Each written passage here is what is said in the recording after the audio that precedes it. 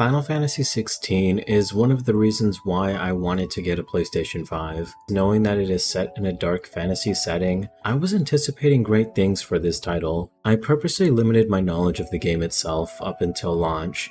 If anything, I would watch the trailers and never read or listen to any developer information. And when the demo released, it left me speechless. I made a short video about my impressions on the demo, so check that out if you're interested. I finished the game a couple weeks ago, and I have been thinking about it a lot. I completed every side quest, hunt, trial, and I'm currently on my New Game Plus playthrough to get the Platinum Trophy. Before I get further into this video, I will share many spoilers about this game. Not only will I talk about the ending itself, but also various side quests, characters, and what I personally believe could be next for the universe of Final Fantasy XVI. So for that reason, only watch this video if you have completed the game. Or maybe you're someone who wants to listen to me yap for a couple minutes, and so all I can say is, thank you, I love you, say it back, please? I'll be honest when I say that I had a couple tears running down my face at the end of the game. I had a feeling either Joshua or Clive would die during their final battle against Ultima, but I didn't expect it to be in such a beautiful yet tragic way.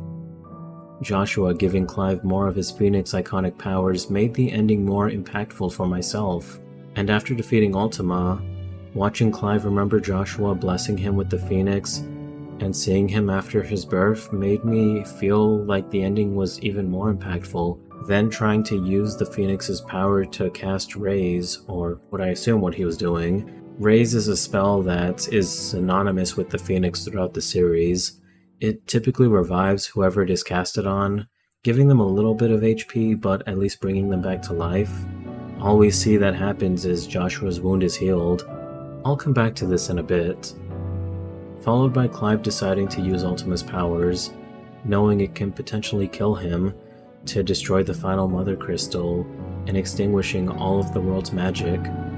But the use of Ultima's power was overwhelming, leaving Clive on a beach with no more magic powers, and the curse slowly petrifying his hand. Still at the hideaway, Jill joins Torgal looking up at the moon, at what is believed to be the same time Clive is. She sees the red star at the bottom left of the moon disappear, and with it disappearing, it's believed that it is Methia, a god that Jill prays to throughout the course of the game. As it disappears, she runs out of the room crying. It's believed that she is aware of Clive's fate, and the same can be said for Gav, looking at Edda's newborn, telling him that he is now living in the world that Sid and Clive fought for. One where the baby is now free to live however he wants to without magic oppressing him, since he was originally a bearer when inside Edda's womb. Jill now crying outside, and Torgal's howl to the sky, which, to be honest, his howl literally broke me even more. We then see the sunrise, and Jill looking at it, calming herself with an understanding that the world is now free from the curse of the Mother Crystals. Now, to get some things straight, I do not believe in the theory that there is a boat out there with Clive returning to the hideaway. Sure, what people see can be a boat, but I doubt Clive would have managed to get on that boat and travel back to the hideaway this quickly.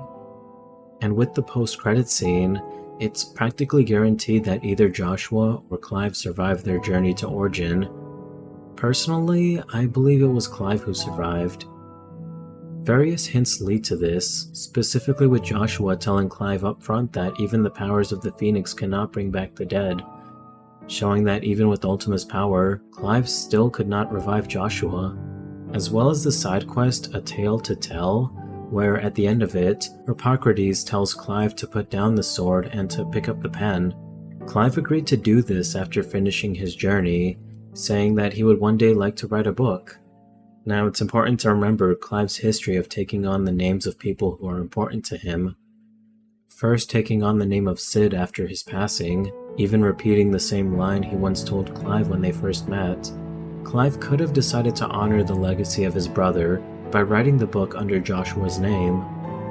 It must also be acknowledged that Clive is the narrator to the game. Even though he only narrates the beginning and ending, it still presents the narrative as if he were telling a story.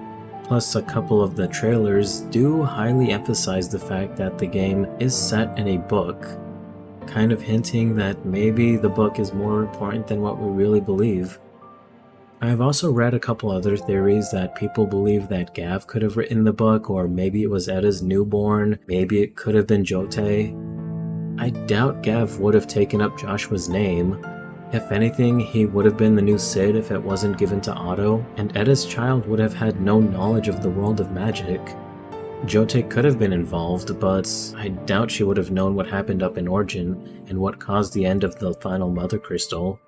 So no one else can tell Clive's journey from a young adulthood up until the end of Ultima, and he was the only character to say something close to the title Final Fantasy. I understand the ending is up to interpretation and is left ambiguous on purpose. I just felt like I needed to share my thoughts, and I also need to emphasize that I really do not want a Final Fantasy XVI 2.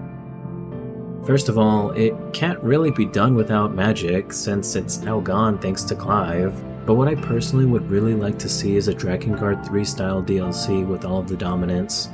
I'll share my thoughts about that in a future video, but I would for sure want to see something about Leviathan, since Joshua mentioned how the dominant was hiding. Or maybe this random door that could finally be used for something. Let me know about your thoughts about Final Fantasy XVI's ending and how many tissue boxes you had to go through. Take care, and I'll see you soon.